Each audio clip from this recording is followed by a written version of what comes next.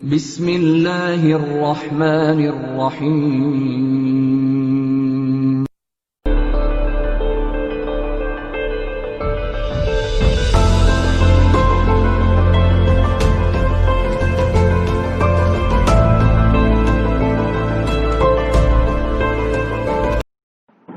अस्सलाम वालेकुम students, hopefully आप सब खैरियत से होंगे। 10th क्लास आज हम नेक्स्ट एक्सरसाइज यानी एक्सरसाइज नंबर 1.2 में जिस अहम टॉपिक की तरफ बढ़ेंगे उसका नाम है क्वाड्रेटिक फार्मूला। जी, क्वाड्रेटिक फार्मूला ये एक ऐसा फार्मूला है जिसको हम किसी भी क्वाड्रेटिक इक्वेशन को सॉल्व करने के लिए इस्तेमाल करते हैं। जैसा कि आपको पिछली एक्सरसाइज में ये बात बता दी गई थी कि किसी भी क्वाड्रेटिक इक्वेशन को सॉल्व करने के हमारे पास होते हैं 3 मेथड्स, जिनमें से फर्स्ट मेथड की अगर आप बात करेंगे तो वो है जी बाय फैक्टराइजेशन। अगर आप सेकंड मेथड की बात करेंगे तो वो है bye completing square, and third method की हम बात करें तो वो है बाय क्वाड्रेटिक फार्मूला, या जस्ट आप इसको बाय फार्मूला भी कह सकते हैं। अगर क्वाड्रेटिक का वर्ड ना भी यूज करें तो तब भी इसका मकसद यही होगा। तो बेटा इसका मतलब ये है कि जहाँ पे जिन क्वेश्चंस पे फैक्टराइजेशन फेल हो जाती है, अप्लाई नहीं हो सकती, या जहाँ पे कंप्लीटिंग स्क्वायर मेथड लगाना ज़्यादा मुनासिब नहीं होता, वहाँ पे हमारे पास एक थर्ड एंड लास्ट ऑप्शन होती है क्वाड्रेटिक फार्मूला की। यानी कि क्वाड्रेटिक फार्मूला भी उसी मकसद के लिए यूज़ किया जाता है जिस मकसद के लिए ये ऊपर वाले दोनों मेथड्स इस्तेमाल किए जाते हैं। और वो मकसद क्या है जी, कि किसी भी क्वाड्रेटिक इक्वेशन को सॉल्व करना, उसमें से x की वैल्यू निकालना। ठीक है बेटा, तो x की वैल्यू निकालने के लिए बेसिकली ये तीनों मेथड जो हैं वो बनाए गए हैं। यहाँ पे एक बात और भी आपको बताता चलूँ कि ये जो 3 मेथड्स हैं इनमें एक तरतीब है। यानी सबसे पहले आप कोई भी क्वाड्रेटिक इक्वेशन अगर सॉल्व करेंगे, बाद में आप किसी भी लेवल पे अगर आप जाएं तो किसी भी क्वाड्रेटिक इक्वेशन को सॉल्व करने का जो फर्स्ट प्रायोरिटी पे फार्मूला है या मेथड है वो है बाय फैक्टराइजेशन। लेकिन अगर किसी पे वो अप्लाई ना होती हो तो कंप्लीटिंग स्क्वायर। लेकिन कंप्लीटिंग स्क्वायर भी आपने देखा कि ये एक ऐसा मेथड है जो काफ़ी कॉम्प्लिकेटेड भी है और थोड़ा लेंथी भी है। ठीक है, तो अगर हम इन दोनों मेथड से सेटिस्फाई ना हों तो हमारे पास एक ऐसा मेथड है जो हर किस्म की इक्वेशन पे अप्लाई हो सकता है। ठीक है, फैक्टराइजेशन मेथड सिर्फ उसी इक्वेशन पे अप्लाई हो सकेगा जिसकी आप factorisation, mid term breaking, common वगैरह ले सकते हैं जहाँ से। लेकिन आपको पता है कि हर क्वेश्चन के ऊपर फैक्टराइजेशन लगाना पॉसिबल नहीं है। सम सिचुएशन ऐसी होंगी जहाँ पे ये फेल हो जाएगा, तो वहाँ पे फिर हम क्वाड्रेटिक इक्वेशन को या क्वाड्रेटिक फार्मूला को हम यूज़ करेंगे। ठीक है, तो अब हम चलते हैं क्वाड्रेटिक फार्मूला के इंट्रोडक्शन की तरफ कि ये फार्मूला बेसिकली है क्या। फिर हम देखेंगे कि इस फार्मूले को यूज़ कैसे किया जाता है और इक्वेशन को सॉल्व कैसे किया जाता है। तो बेटा जैसा कि आप देख सकते हैं कि हमने पिछली एक्सरसाइज में एक पार्ट, लास्ट क्वेश्चन का एक पार्ट हमने पढ़ा था, ये आपके सामने स्क्रीन पे नज़र आ रहा है, जो कि पार्ट नंबर गालिबन 4 था। तो उसमें आपने एक क्वाड्रेटिक इक्वेशन को सॉल्व किया था LX² + MX + N = 0। तो बेटा वहाँ से आपने जो एक एंड पे एक रिजल्ट निकाला था वो क्या था जी, x = -m ± √m² - 4ln divided by 2l। ठीक है, तो ये आपने वहाँ से एक आंसर इसका निकाल लिया था। तो बेसिकली हमें यहीं से क्वाड्रेटिक फार्मूले की जो इनिशिएटिव है वो हमें यहाँ से मिल जाता है। यानी कि अगर हम यही इक्वेशन LX² + MX + N इसी को अगर हम यूटिलाइज करें, लेकिन हम इसमें जो पैरामीटर्स हैं उनको चेंज कर दें, AX² + BX + C = 0, जो कि स्टैंडर्ड फॉर्म होती है क्वाड्रेटिक इक्वेशन की। शुरू वाले लेक्चर में आपने इसको देखा होगा। तो ये जो स्टैंडर्ड इक्वेशन है, अगर मैं इसको सॉल्व करता हूँ कंप्लीटिंग स्क्वायर से, तो मेरे पास जो रिजल्ट सामने आता है वो आएगा x is equal to minus B plus minus under root of B square minus 4ac divided by 2a। तो बेटा ये बिल्कुल उसी पैटर्न पे ये फार्मूला हमारे सामने बन जाएगा जिस पैटर्न पे वो LMN वाला फार्मूला बना था। तो ये जो हमारे पास एक रिजल्ट आता है, इस रिजल्ट को ही हम कहते हैं कि ये बेसिकली क्या है, ये क्वाड्रेटिक फार्मूला है। तो ये आप सामने देख सकते हैं स्क्रीन के ऊपर कि ये क्वाड्रेटिक फार्मूला होगा। ठीक है बेटा, अब जबकि हम क्वाड्रेटिक फार्मूला देख चुके हैं कि ये क्या होता है, तो अब हम ये चेक करते हैं कि क्वाड्रेटिक फार्मूला की मदद से आप क्वाड्रेटिक इक्वेशन को सॉल्व कैसे कर सकते हैं। ठीक है, आपके लिए क्वेश्चन की स्टेटमेंट भी देख सकते हैं आप कि यही है, solve the following equation using quadratic formula. तो बेटा ये आपके पास एक क्वाड्रेटिक इक्वेशन दी हुई है। तो फर्स्ट ऑफ ऑल हमने ऐसे करना है कि इस क्वाड्रेटिक इक्वेशन को स्टैंडर्ड फॉर्म में लाना है। स्टैंडर्ड फॉर्म की पहचान क्या है कि उसमें इक्वल टू की जो राइट साइड है वहाँ पे 0 होगा और बाकी तमाम वैल्यूज लेफ्ट साइड पे आ जाएंगी और उनकी तरतीब भी होगी minus X square minus 7x plus 2 equal to 0। और अगर आप माइनस कॉमन ले लें तो आपको पता है साइंस वगैरह चेंज हो जाएंगे और वो जो माइनस आपने -1 कॉमन लिया होगा बाहर, वो दूसरी साइड पे जाके 0 के साथ डिवाइड हो जाएगा और वो ख़त्म हो जाएगा, इसलिए उसको लिखा नहीं गया।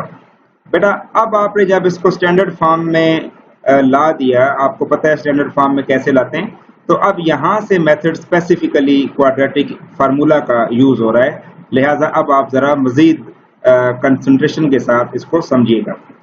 देखें, जब आपके पास स्टैंडर्ड फॉर्म में क्वाड्रेटिक इक्वेशन आ जाती है तो आपके पास जो क्वाड्रेटिक फार्मूला है, बेसिकली ये यहाँ पे भी आपके पास क्वाड्रेटिक फार्मूला ये लिखा हुआ है। तो बेटा इस क्वाड्रेटिक फार्मूले में आपको ये जो a फिर b और फिर c ये जो नजर आ रहा है, इसमें a क्या है, बेसिकली a जो है वो x स्क्वायर का कोएफिशिएंट है। a क्या होगा, x स्क्वायर का कोएफिशिएंट। लेकिन x स्क्वायर का कोएफिशिएंट उस वक्त होगा जब आप इक्वेशन को स्टैंडर्ड फॉर्म में ला चुके होंगे। ठीक है, ये नहीं कि आपने शुरू से ही देख लेना है x स्क्वायर का कोएफिशिएंट क्या है, ऐसी बात नहीं है। आप पहले स्टैंडर्ड फॉर्म में ले आएंगे, उसके बाद आप x स्क्वायर का कोएफिशिएंट जो भी होगा वो आप a की वैल्यू लिख देंगे। जैसे कि यहाँ पे 1 है तो a की वैल्यू 1 है।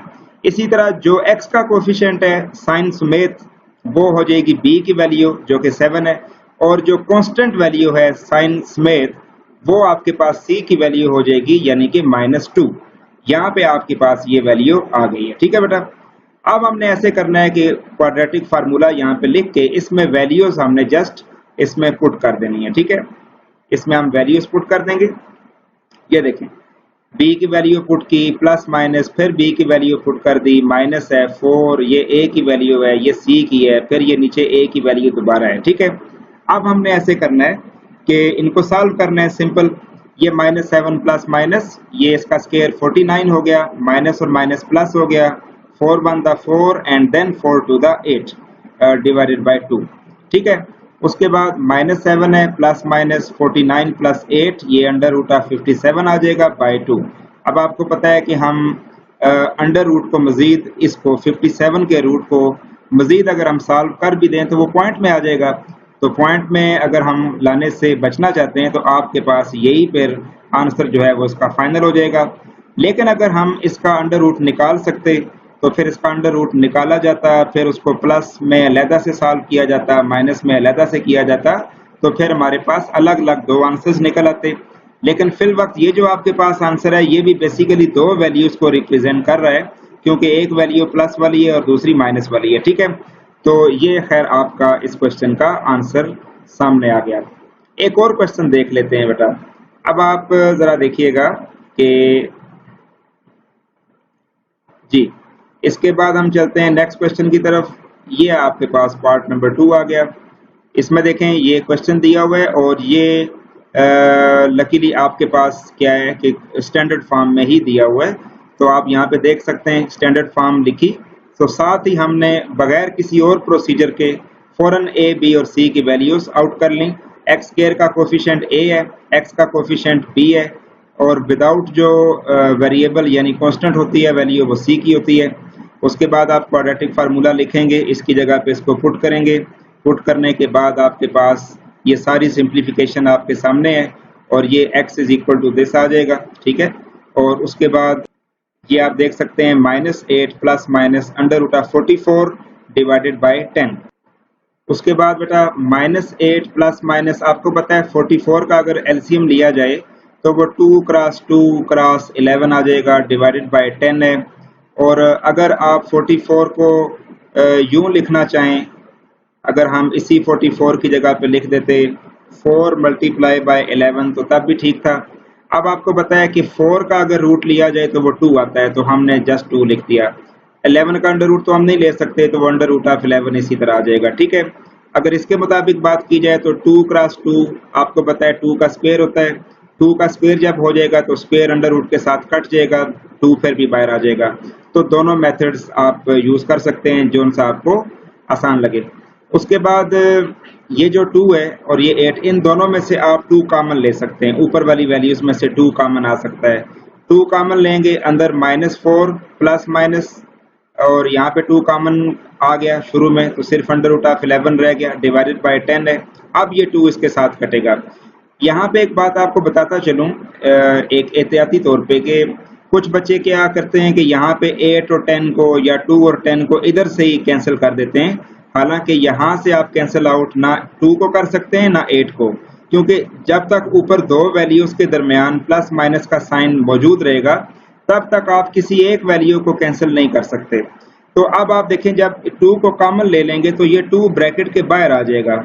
अब ये जो 2 है बिल्कुल एक सेपरेट वैल्यू के तौर पे बाहर है। अब आप इसको 10 के साथ काट सकते हैं, हत्ता कि 4 को भी नहीं काट सकते, सिर्फ 2 को काट सकते हैं, ठीक है।